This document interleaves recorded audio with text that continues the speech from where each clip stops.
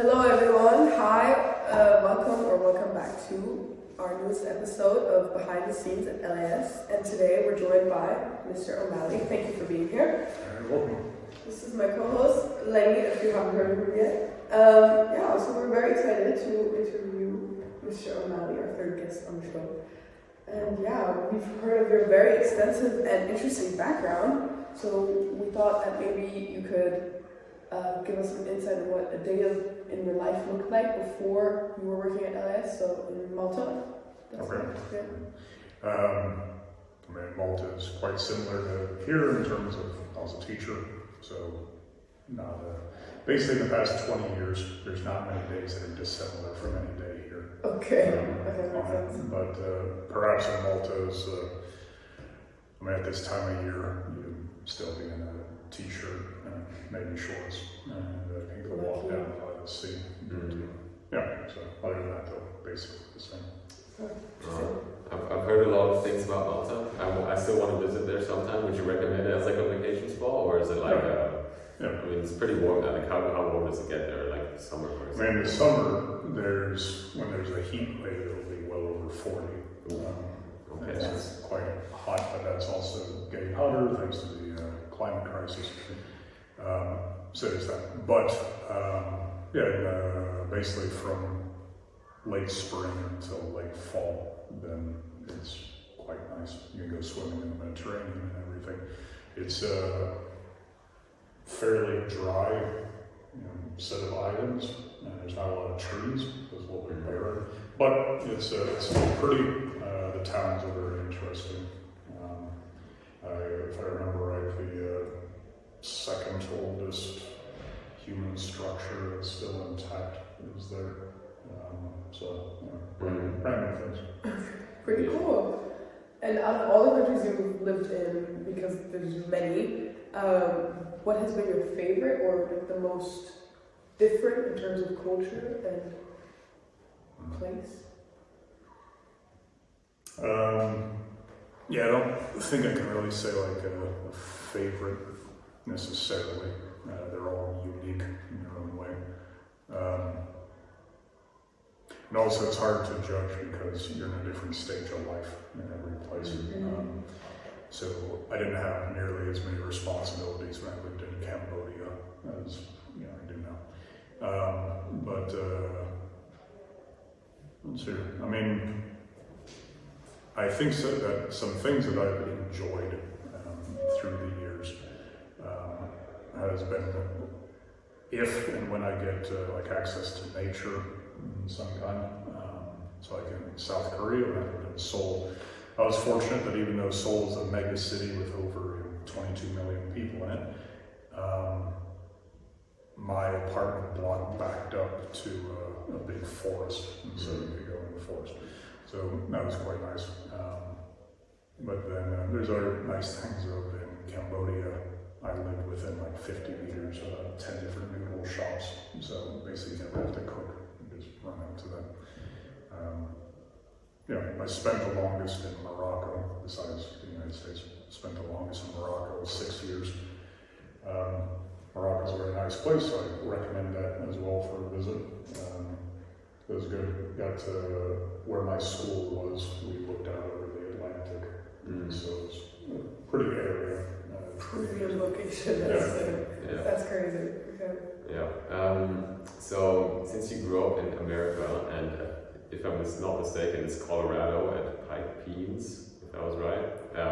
That's a pretty nature heavy area, I would say. Is that one of the reasons why you're so connected to nature, you would say, or is it more of just other circumstances? I think perhaps that's part of it. I grew up in Colorado, and for me, looking at my school, all three schools, elementary and middle and high school, you look out the window and you just see peaks and mountain peaks of 3,000 to 4,000 meters, and so it's just right there. As a little kid, my mother, which I don't know how necessarily safe this was, but my mother would take me to this area. It's called the Garden of the Gods. Go to Garden of the Gods, and basically she would tell me, okay, go have fun. And I'd run off, and I'd have to be back in an hour or whatever, and she'd hang out and read her book. And I was like 5 years old, and I'd just go off into the woods and to go climbing and go do whatever. Like, we had mountain lions in the area, but like I was just happy with it. And so just that kind of thing, being able to be alone in nature and just exploring like as a child does, was very nice. So there is that connection in there, and then as an adult, having more of a connection around what's being done to nature takes it into a darker place. Yeah.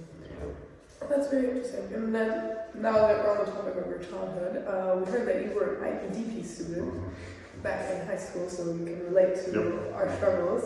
We would love to know if you think, like, what's the hardest thing about the IPDP, and how does it compare and contrast to, like, obviously because the curriculum has changed. How does your curriculum contrast or compare to ours? Yeah, I mean, I think, which I don't think this is different now. I would say just the workload is a lot, and so just managing that. I think I was fortunate. I don't know how the dynamic is in the school yet, but like I was fortunate that. So we were the first IB students in my school in there, and so we had a very strong cohort. Like we hung out a lot, we got along together. We were all going through the same thing, so there's happiness and misery. Like all of us would be up until 3 a.m.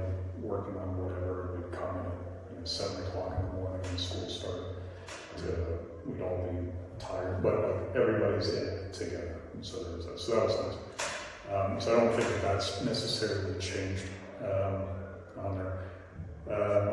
But I think that when I was in IB, and I might not be remembering it correctly, but I don't think that there was as many internal assessments. Like it was more about the test at the end. And just because of the nature of technology, things are also a bit different. We had computers, but I was a big computer down in the library, and so there was a lot more about you're gonna have to read this. You got to read this book, and you got to take lots of notes and stuff like that. And so it was a different thing. And I think that nowadays, like with the rise of generative AI and writing tools and stuff like that it's become harder to actually assess what a student knows because it's so easy for a student to, or anybody, but in this case for a student to not demonstrate what they know, but rather what ChatGPT says or something. Very true. And so we'll see with the IB whether, like, if you're having this conversation, in a few years, if it's basically they've gone back to like a medieval practice of a board of people that just ask questions and you just stand there and answer them in order to ascertain if you actually have knowledge or not. We'll see. Yeah, it's interesting thought actually. How are we gonna call that AI? But so guys, don't forget to be nice to your AI. ChatGPT always use matters because we don't know how it will develop, if they will take over the world. And like an interesting point that I would like to ask is like, if you have to do IB, would you rather do it now or would you do it like you did back in the day? There's somebody whose name escapes me right now, but he said that nostalgia is a seductive liar. So I think that anything that I say, like, it's kind of, me looking back through a number of years. I think that, I prefer doing it when I did it. But part of that is also informed by, and this is, perhaps this isn't the nicest thing to say to people of your age, but like, I'm really thankful that social media wasn't around back then, that the level of technology you have wasn't around back then, just because the ability to focus was just a lot easier back then because you didn't have the option to get obviously you could unfocus, but you had to work at being lazy. Yeah. So it's the options are a lot easier nowadays. So for that, I think I would find it more difficult to get as much out of IB as I got out when I was back in the 90s. But I don't know. Maybe if I could imagine to go back, I'd think, oh, this is not fun. Yeah. I prefer to be here. So. Fair enough. Alright. Then I think it's time for segment. Okay, so we have our game that we play in our podcast, and it's called Two Truths and One Lie. I think you know the rules of the game, let's say that to the least. I'm going to sit out on this one because I always take about like 30 minutes to answer the question. No, I think So Saba is a good guess for this one. Yeah, Lenny says he's not very interesting. He's very boring. Right. That's why he can't think of interesting truths. Okay, but the best two truths and a lie are the mundane ones. So I think you should participate. Okay, why don't you start us off then? Yeah. Okay. We'll give it some time to think about some statements. I'll also have to think about my statement and make sure I don't repeat them so you don't know them. Because I forgot what I said last time. And we can just cut this out of the podcast. Yeah. So. You're making me think again. That actually took like 15 minutes last time to think about like 3 good ones. So. Mr. Gerber believe you for the whole Mr. time. Gerber was giving me like strategies to think of like better ones, and I think it was like some childhood like memory and like some But other it stuff. didn't make them better.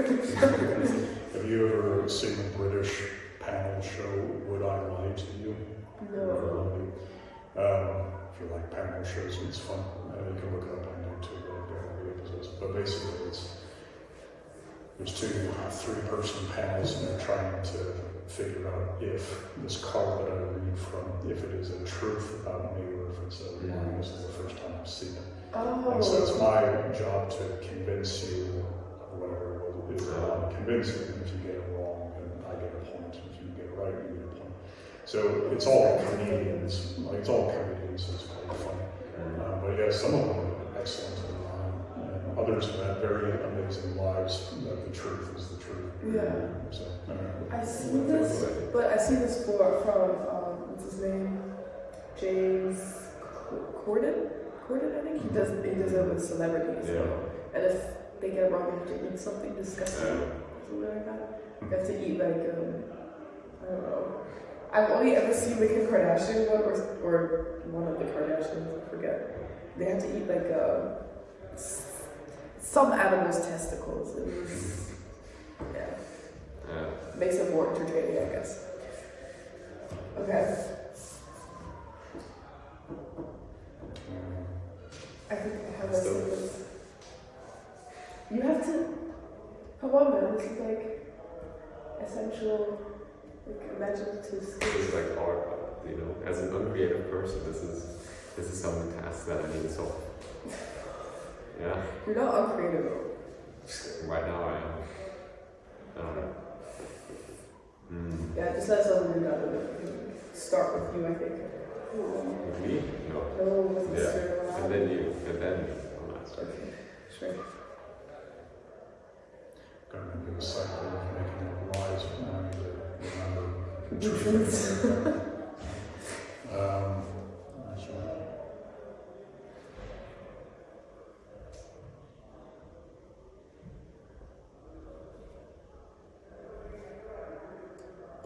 Okay, sure. Okay. Ready? Okay. Okay, then go ahead. Okay, so let's go. That's 2 truths and a lie. Alright. So I learned how to drive a motorcycle when I was living in Cambodia. I ate pig brains when I was living in Romania, and I was once invited to a government ministry dinner in Hungary. Okay. So, damn it, I can't remember all the countries we lived in. I thought that they like Romania is definitely one of them. Okay, Bulgaria as And well. Cambodia is also one of them. I definitely think the third one is a truth because you did work in international development, also with the US agencies. So I feel like there's a viable connection there. Okay, fair. Hungary, yeah, international. So I feel like the first one was so which one? What was the bland first one? compared to the others. I learned how to drive a motorcycle living in Cambodia. Yeah. That's very possible. Yeah, but that's what I'm saying. It's too possible compared to the others. No. But are you like a guy to ride motorcycles? Yeah, maybe you might have a motorcycle in Colorado. I don't know. Can you get a motorcycle license in the USA? Yeah. At 16 or something? Not a, Because shouldn't be a system. At Germany you can. In Germany you can. There's, if in the United States, I forget what the exact cutoff, but it depends on the size of the engine on the bike, that you can get like a lower engine. Yeah, it's also like this in Germany. You Yeah. can only get like 50cc at like some point, and then when you're like 21, you can do like the full. The full course, yeah. Okay, so we say number one is the truth. I feel like I'm number two is also saying, the I'm truth. saying number two is a truth and a lie at the same time. I feel like it could be possible, but I would expect it to be somewhere else. Like I would say, like I just don't think Romania is that country where that's like a delicacy. They serve pig brain. No, I think that checks out. Okay, for some reason the first one is bugging me, so I'm gonna say that one's a lie. I'm gonna say the second one's a lie. Okay. Yeah. Were we right? So the first one, I learned how to drive a motorcycle in Uganda. I knew it. I knew it was too simple. Yeah, so I used a part of truth. We switched the country. Yeah. Perfect. Okay. Point for me. Maybe we should start giving points for this. I'm definitely winning. No, you're not. Okay. Then my two truths and a lie. Okay. My shoe size is a 40 and a half. My father has 11 siblings. And I am...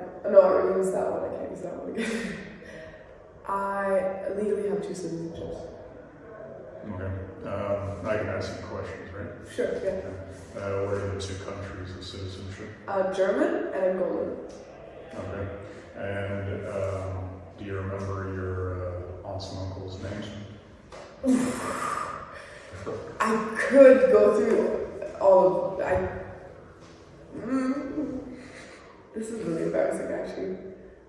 I can try. Damn.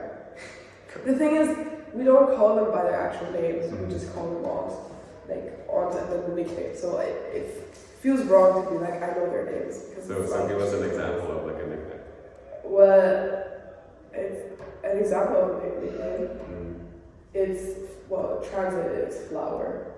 You call her, like the eldest sister is called a flower, like, in language. But I don't know how to, I don't know what it is. That's really embarrassing. Okay. We should cut this part out. And what was your shoe size again? 40 and a half.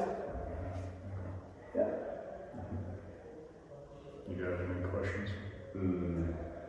You should know this, actually. I should, yeah. You're not checking my shoes. Could be possible with a 40 and a half, honestly.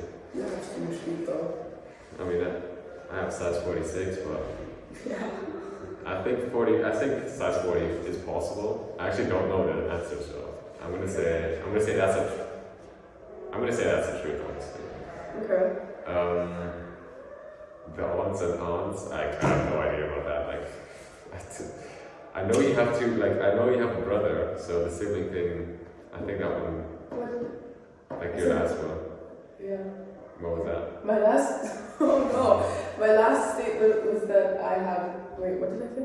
I said 40 and a half, 11 siblings, and citizenship. 2 citizenship. Yeah, that one's true. I know that one's true. Okay. I'm pretty sure you also had like 3 citizenships or something, so yeah, that one's definitely true. So it's the aunts and uncles, I'm saying. No, not 11, like no way your dad has like 11 siblings. Yeah, I kind of feel like this will be something like, haha, he only has 10. Or my shoe size is 40, not 40 and a half. if your father's an only child. Yeah, I'll say the aunts and uncles because I think that it's around the number you said. None of you are right. It's actually the third one. So What? I don't have two citizenships because I lost my citizenship because it is now invalid. Like I lost my passport. Wow. Not valid anymore. I thought you also had like a Portuguese passport. No, I have the right to Portuguese citizenship, but I don't have. Like I Okay. haven't applied for it. Okay.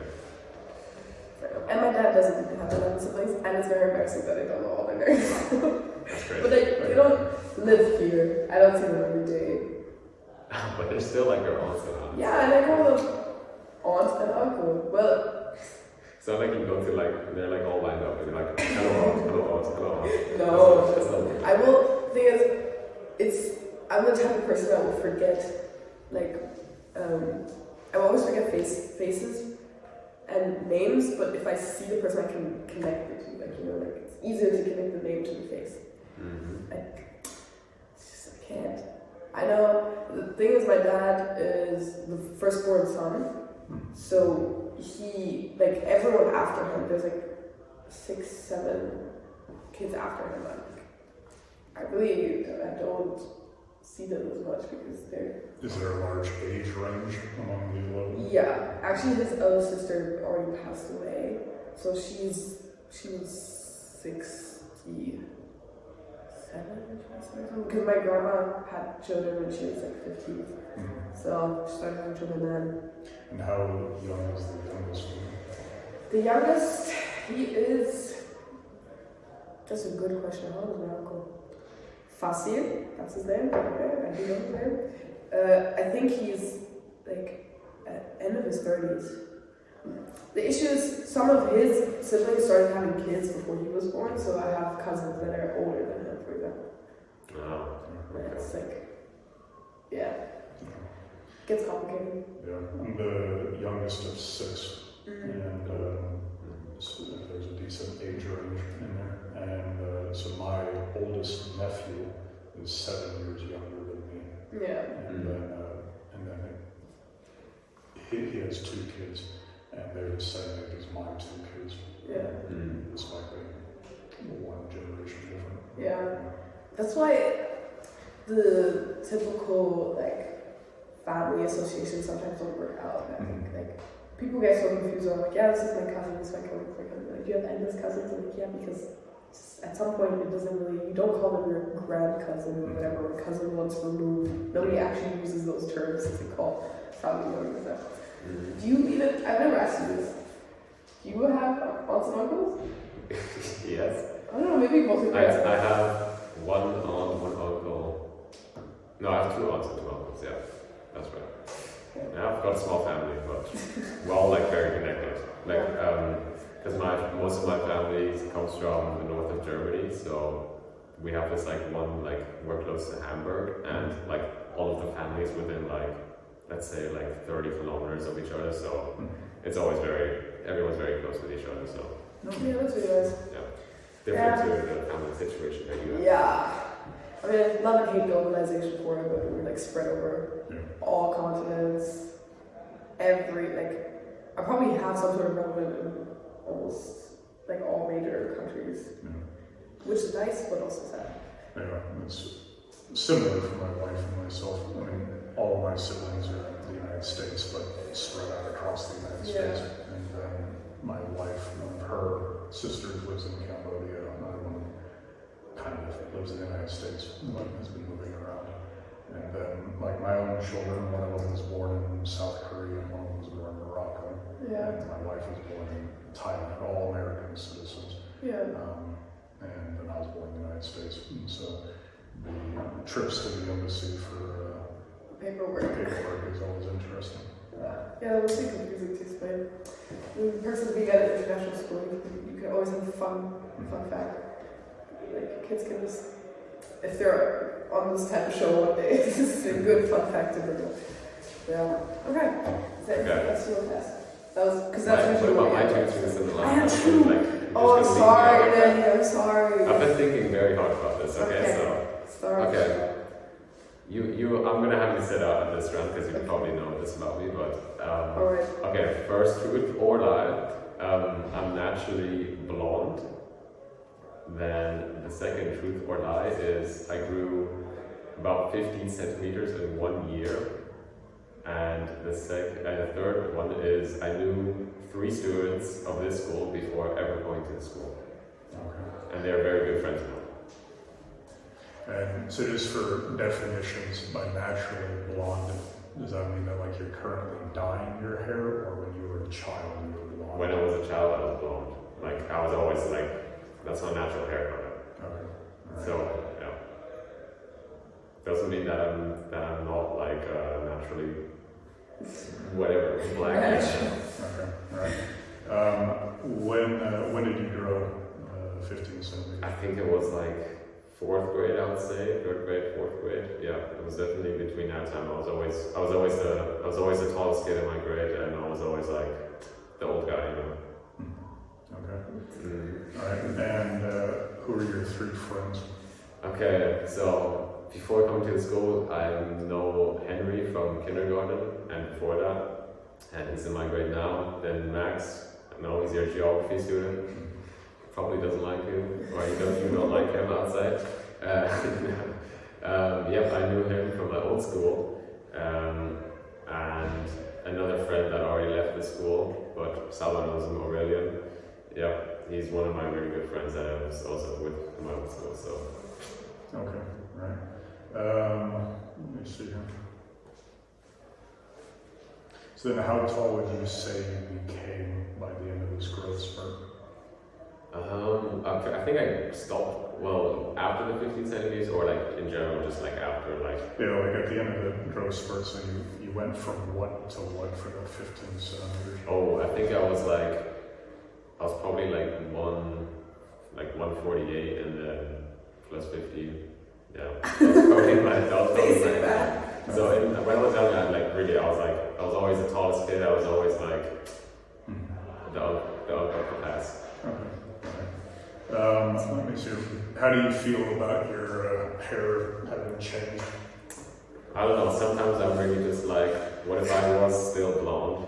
How would I still look? But honestly, like most of my family members also have like dark hair, so I feel like I would be kind of left out. But yeah, sometimes I just wonder like how would it be if I was blonde? But I guess that doesn't really happen anymore. You know? Okay. All right. So do you know? Yeah, I know. But I was trying to keep a focus, but I'm failing miserably because your explanations. I'm trying to be deceptive, so. Yeah. Okay. Let me see. I feel like with the 15 centimeters, there's a certain statistical probability around it at that age of that seems excessive for 3rd or 4th grade. Though, who knows? If you're going with a definition of blonde as your natural color from childhood, it's possible. But, yeah, seems like a slightly odd way to phrase it. I don't know. And then with your 3 friends, and it could be a thing, you actually have 2 friends or something like that. Let's see. Alright, I'll say it's the growth spurt that you had as the line. That's true. That's the one lie I was telling. I am actually naturally blonde, and I never like dyed my hair or anything. It just over time my hair just became darker and darker. I don't know. Never decided to go back to blonde, I'd say. Yeah, I'm naturally not bald. What that is with time. There's a remedy to that, you know. Yeah. Have you lived in Turkey before? I've traveled there. I don't think I'm quite ready to risk my life for getting my back hair up on my head. So. But it's been effective. A lot of people are doing it, a lot of celebrities. Yeah, I don't quite think it's needed. In terms of like how secure is somebody with themselves, like it's an aging process. Yeah. It's really not that big of a deal. But, oh well. But I actually didn't know that you lived back and before. Yeah, we used to But go to that the makes same sense. school. That makes sense, yeah. Yeah, because our parents would work for the same company, so and they also do now, so that's also why we're like in the same location now. Yeah. It's good you describe them as friends because if you're stuck together for 12 plus years, then that might be a little bit challenging. Yeah. It's true, it's true. Okay.